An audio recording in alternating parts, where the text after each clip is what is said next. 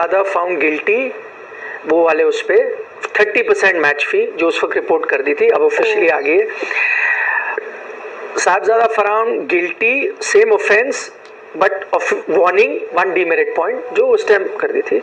Haris Rauf also found guilty 30% match fee and 2 demerit points. Breaking news भाई, लो इट डाल दो।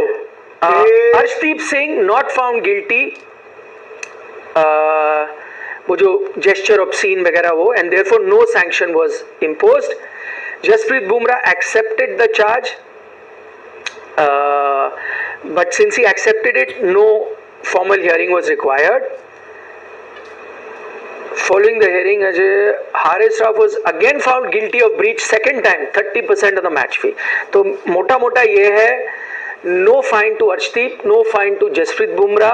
Haris Rauf fined 30% 2 times, 60% हो गए। हाँ, अलग अलग मैच के होंगे शायद 30-30। डिपेंड करता है कि मैच फीस भी कितनी। And Sahibzada Farhan also no fine, सिर्फ ऑफिशियल वार्निंग। और हाँ सॉरी, सूर्य कुमार यादव ऑल्सो 30%।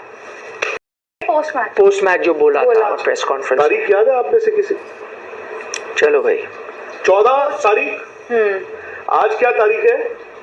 14 कौन सी तारीख थी? सितंबर। आज क्या है? 4 नवंबर। 50 दिन के बाद। देखो मैंने कल ही आपसे पूछा, वो क्या कल ही पूछ रहा है 50 दिन के बाद क्या हुआ भाई? वो फाइन हुआ कहाँ हुआ? 51 डेज, 51 दिन के शगुन के बाद वो जो एशिया कप का विवाद हुआ था उस पर आईसीसी की ईमेल आ गई है। ब्रेकिंग न्यूज दे दिया, ब्रेकिंग न्यूज दे दी है निखिल जी ने। बट मैं आपसे ये जानना चाहता हूं कि कुदरती देखो, आज मैंने शुरुआत में क्या पूछा, बताइए आईसीसी मीटिंग में क्या हुआ? आप कहते हैं अब क्या हुआ? आईसीसी मीटिंग में क्या हुआ? एशिया कप की बात। अब ये इमर्जिंग एशिया कप है जो भी होता है,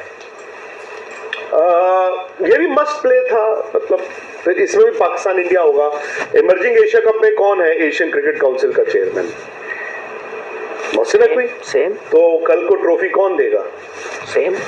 तो कल को अगर इंडिया जीत जाएगा तो फिर सेम नहीं लोगे यार। मोहसिन नकवी को तो कैबिनेट ट्रॉफियों से भर जाएगी। बट मेरा सवाल यही है ना कि आपको खेलने की क्या जरूरत थी? अब ये सेकंड मतलब क्या है? What is the reason?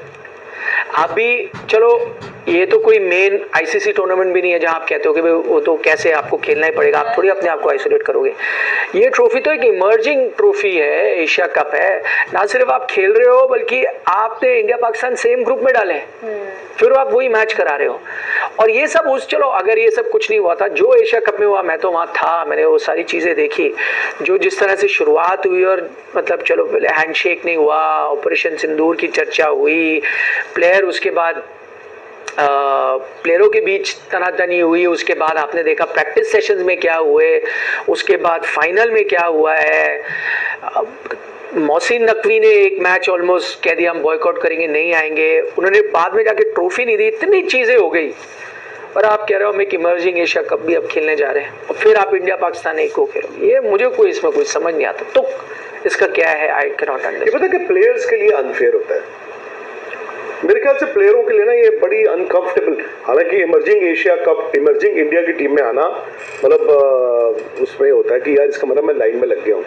तो जो प्लेयर्स का नाम है, हर प्लेयर को खुशी होती है यार मैं इमर्जिंग प्लेयर आता हूँ। हालांकि मैंने इंडिया की टीम, आपने इंडिया की टीम तो देख ली होगी। हाँ देख ली। तो इमर्जिंग का मतलब होता है आने वाले। कैप्टन जितेश शर्मा तो 32 साल के कप्तान है, आशुतोष शर्मा भी उस टीम में, वो भी 31 साल के। तो इमर्जिंग कैसे हुई है? एक तरह से बैकअप टीम आप कह सकते हो। बैकअप भी नहीं है ना ये तो, यार नॉट इवन बी टीम। ये तो आपकी इमर्जिंग तो इस इमर्जिंग का मतलब होता है एक्चुअली कि 23 साल या 25 साल की उम्र तक, 23 साल या 25 साल की उम्र तक। तो उसमें 32 साल का एक प्लेयर कप्तान है आपका इंडिया का, 31 साल के प्लेयर को भी इंडिया की टीम में जगह मिली है। तो उसका नाम इमर्जिंग एशिया कप कैसे हुआ? नहीं, कप का नाम इमर्जिंग एशिया कप है, बट वो रूल नहीं लगाया ना। नहीं या यार, तो आप एक- रूल रखते 23 साल के अंडर के Exactly. प्लेयर रखते नहीं, पर rule जैसे होता अंडर था। 23। नहीं, होना वही चाहिए। पर मैं आपको एक आप चीज 2 साल पहले जब जीत के आए हो बस, तो बिल्कुल। ये 24-25 साल बिल्कुल। उस टाइम लास्ट टाइम पाकिस्तान के ये मोहम्मद याजदुल, वसीम निशान जूनियर खेल रहे थे, जो मेन टीम का हिस्सा है। हाँ वो खेल रहे थे। हाँ, तो फिर आप कोई और नहीं, तो फिर ये कंट्री गलत भी है नहीं ना कर रहा ना। तो आपका सवाल लेकिन ये है कि खेल क्यों रहे हो? मैं कह रहा हूँ अगर इमर्जिंग भी है, आप कह रहे हो खिलाड़ियों के लिए इंपॉर्टेंट है, तो आपको इमर्जिंग कोई भी आप इंडिया ए टूर तो कराते हो, कुछ भी इमर्जिंग करा दो।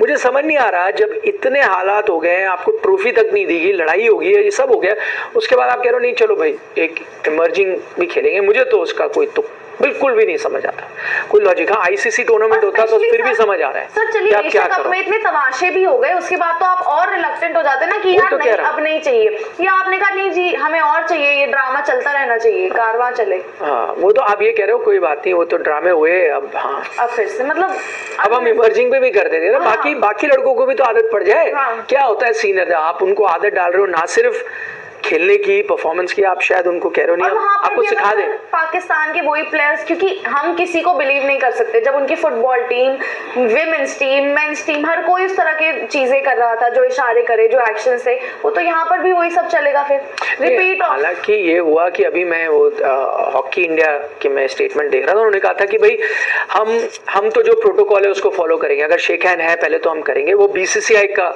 अपना नजरिया हो सकता है या क्रिकेट खिलाड़ियों का हो सकता है, वो जो कर रहे हैं वो अलग है। हम जो प्रोटोकॉल्स हैं जो कि आईओसी के चार्टर के अनुसार है, क्योंकि हम ओलंपिक स्पोर्ट भी है, तो जो होगा हम उसको फॉलो करेंगे। तो ये तो हॉकी ने मान लिया, चलो मैं उसके लिए भी ठीक हूँ कि भाई वो या तो नहीं खेलो तो जिस तरह से आपको खेलना आप खेलो, वो भी ठीक है। बट यहाँ पे तो आपको कोई कंपल्शन नहीं है, ये तो एक इमर्जिंग टूर्नामेंट है, आपको कहना चाहिए कोई बात नहीं हम नहीं खेल रहे। प्रोटोकॉल की क्या होता है आपके साथ, तो मैं तो कह रहा हूँ हॉकी की टीम के साथ तो ये सब चीजें नहीं हुई ना, आपने तो भुगता है ये सब अभी एशिया का, फिर भी आप कह रहे हो नहीं हम अब इमर्जिंग में जो भी सर कह रहे हैं कि प्लेयर्स इसका मतलब एक तरह से उनके लिए अनफेयर है, चलो वो दिखते वही हैं प्लेयर्स, शायद बात प्लेयर्स पर ही होती है, लेकिन जो आपका इंटरव्यू था सूर्य वाला, उसमें सूर्य ने बोला था कि प्लेयर्स ने, बाकी जो टीम के प्लेयर्स थे उन्होंने आकर इतनी चीजें बताई आरिफ को जो बता 2 मैच का बैन भी लगा है। हाँ हाँ सॉरी, तो हाँ, जो उन्होंने आपके इंटरव्यू में बोला, उन्होंने कहा कि कुछ तो आपने देखा, लेकिन बाकी प्लेयर्स ने आकर कुछ और भी ऐसी चीजें बताई जो मैं नहीं बता सकता। तो अब आप क्या कर रहे हो? Through so much. तो अब आप क्या कह रहे हो? आप कह रहे हो कि चलो हम फिर से अब आप खेलते हैं। यंगस्टर को भी कर रहे हो, अब वो उससे कैसे डील करेगा, कैसे नहीं बट यहाँ पे सरकार नहीं कुछ कदम उठा सकती है, बोल नहीं सकती कि भाई इतना कुछ हो गया है, आप टीम सर कैसे भेज रहे सरकार हो? की तरफ से अप्रूवल होगा, हरी झंडी होगी, तभी सब जगह हम खेल रहे हैं।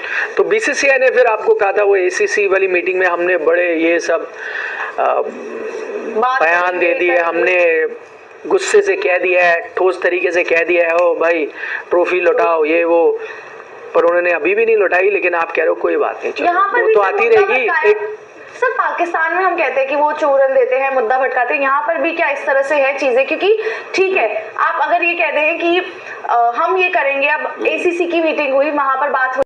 अस्सलाम वालेकुम दोस्तों, एशिया कप में हारिस रऊफ की कुछ ऐसी हरकत जिनके ऊपर आईसीसी ने 2 मैचेस में बैन कर दिया है जी हारिस रऊफ को, और 30% मैच फीस का जुर्माना भी आयद कर दिया गया है। इसके अलावा सूर्य कुमार यादव पर भी जुर्माना आयद हुआ है। इन दोनों के ऊपर विक्रांत गुप्ता का रद्द-ए-अमल आपने देख लिया जी। इस तरह की वीडियोज़ के लिए चैनल को लाजमी सब्सक्राइब कीजिए बेल नोटिफिकेशन के साथ।